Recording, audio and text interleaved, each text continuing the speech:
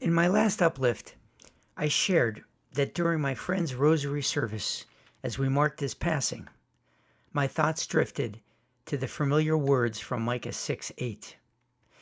What does the Lord require of you? To act justly and to love mercy and to walk humbly with your God. The very next Sunday, the Micah passage was the focus of the sermon. Our pastor shared a reflection from Reverend Dr. Martin Luther King that deepened my understanding. Reverend King described Micah's guidance as a threefold calling. Outwardly, to do justice by supporting fairness for all our brothers and sisters. Inwardly, to love mercy by cultivating tender and compassionate heart. And finally, to walk humbly with God, recognizing that He is the center of all things, not us. As our pastor spoke, my own struggle coalesced. How am I supporting justice and fairness in the face of the ugly turn our country has taken? What am I doing? If I see injustice and remain silent, I'm wondering, as Bob Dylan sings, what good am I? James 1 describes the risks. Anyone who listens to the word but does not do what it says is like someone who looks at his face in the mirror and after looking at himself goes away and immediately forgets what he looks like. In a way, we lose ourselves or forget what's important. This seems especially poignant in light of the crucible-like events unfolding on the streets of Minneapolis and elsewhere around the country.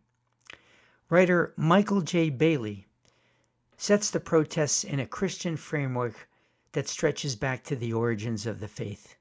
He writes in The Wild Reed, "They're ordinary Americans, people with jobs, moms and dads, friends and neighbors.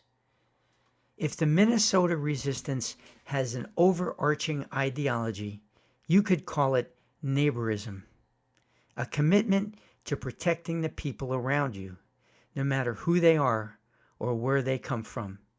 Minnesotans are insisting that their neighbors are their neighbors, wherever they were born, in Minneapolis or Mogadishu. That is arguably a deeply Christian philosophy, one apparently loathed by some of the most powerful Christians in America.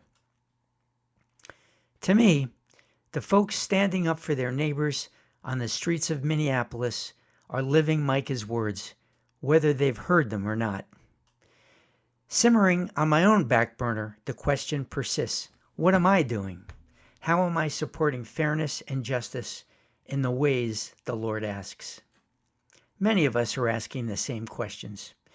The streets of Minneapolis is, of course, a reference to the powerful protest song by Bruce Springsteen.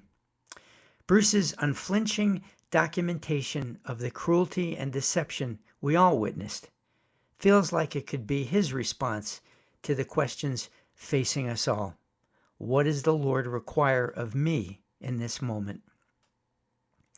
The song that emerged from my guitar is far less universal and compelling than Bruce's, as you might expect. But its inspiration might be the same. You can listen to a demo of the song Face in the Mirror here. I'm not in Minneapolis, but my thoughts are. Until next time, stay safe, be brave, and pray for the people on the streets of Minneapolis.